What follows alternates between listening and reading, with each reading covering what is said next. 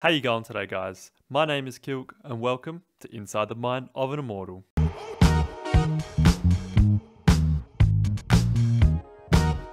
Now, lurking is a big part of the game and can be insanely effective when done right, or rage-inducing when done poorly or by the wrong agents. So in this video, I want to discuss what is lurking, who the best agents are to lurk with, the difference between a default and a lurk, including the pivot, and how to lurk with some gameplay examples, including some pro footage. So without further ado, let's get into it. Starting off with what is lurking. Lurking is when one or two members from the attack side split off from the rest of their team in order to pick off rotating defenders, take space, or listen for sound cues that would allow their team to pivot off the site they're pressuring and instead take a weakened or empty site. The point of the lurk is not just to catch the rotates, but also to burn time and resources, allowing an easier site take and hold for your team. It's very important to remember, lurking only works if your team's able to actually take the site or apply enough pressure to draw rotates without you there. If they all die in the choke point and you're stuck in mid, then no value has been gained and you're not supporting your team. The agents that are best for lurking are the ones that don't have to be present to support their team with their utility. As in to say their utility is global or near global. So I'm sorry to all those lurking Jets and Rainers out there, but do your job. Agents such as Viper, Omen and Astra are great examples of this, as their utility can be used from anywhere or from a very far distance, which is why you often see pro teams having their controller player lurking. Brimstone has the unfortunate range limitation on his smokes and therefore isn't as good on the lurk. Some sentinels such as Cypher, whose kit makes him fantastic at the lurk and flank watch, he's able to section off multiple pathways, allowing him to really focus on a particular section, knowing they can't get behind him without him knowing. Killjoy is very good on smaller maps such as Ascent, where she can cover a lot of chokes, still within range of her turret or alarm bot. Chamber has his trademark for flank watch, and while he can lurk, I think his kit is better suited to being more in the thick of it, sitting in the back lines and getting a pick on sight and opening it up for his team, without the potential to get traded. Now you might be wondering, well, Chamber can get a pick and then instantly rendezvous back to his team. Doesn't that make him good on the lurk? Similar to Yoru in that sense. While grouping up with your team is good, if you quickly leave, you're releasing the map pressure that you've just created. If the enemies think there is a lurker around mid, they have to watch out and go slowly, clearing corners and watching their backs. If they see that you're now with your team, they can rotate carefree through the shorter paths. Maintaining that presence burns time and keeps the retakers on their toes, having to watch their back at the threat of the lurk. Alright, well then, how do you lurk? In all honesty, it's as simple as sitting and waiting, but it does require a bit of conditioning from previous rounds. Let's take a look at the first example in one of my solo queue icebox games.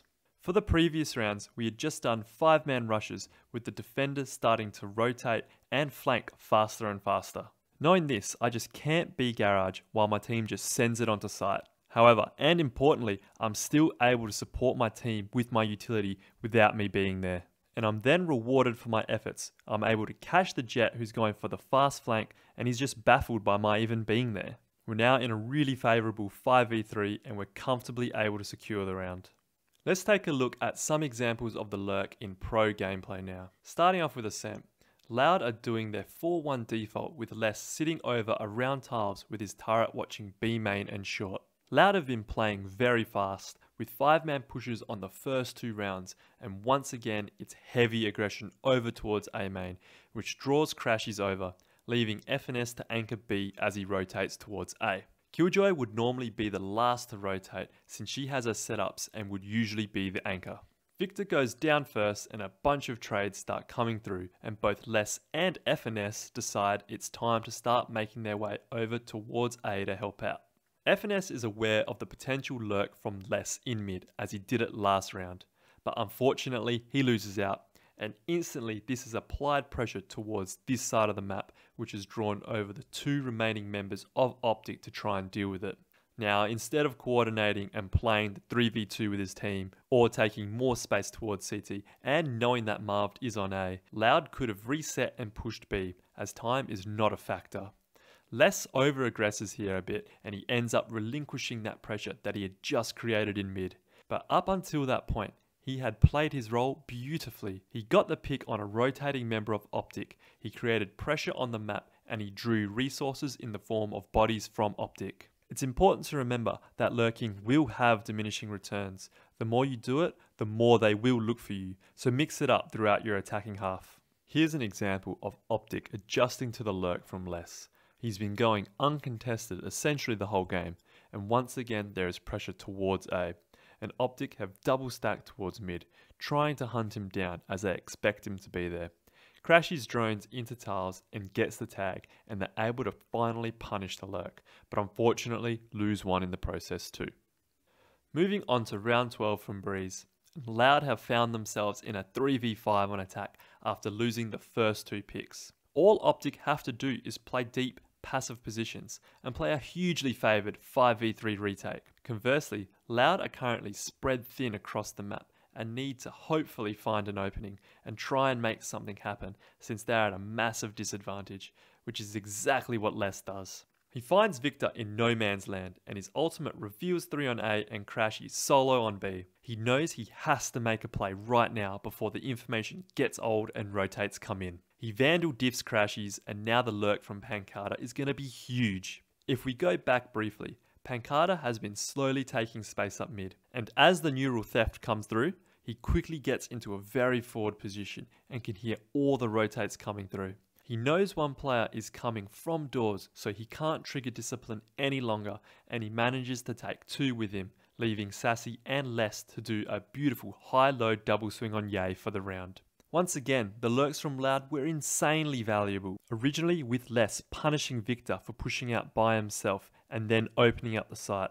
Then again from Pancada, managing to take 2 with him, leaving his team in a 2v1 who were then able to close it out in what should have been a lost round from Loud.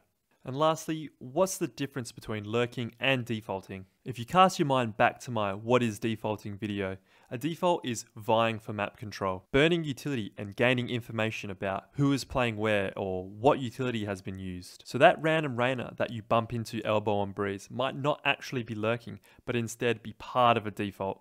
Whereas the lurk, as mentioned at the beginning, is trying to catch rotates or listening out for footsteps, trying to see if you can find timings on the defenders and applying pressure from the other side of the execute. From the default, and depending on what information or advantage you've gained, you would then pivot into an execute, where everyone but the lurker groups up and executes onto the site. This ties back into the best lurking agents being the ones who can support their team with their utility from anywhere on the map. They can remain in mid or short and still assist their team with the execute.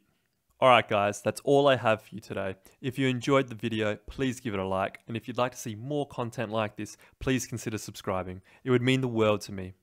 Until next time, see ya!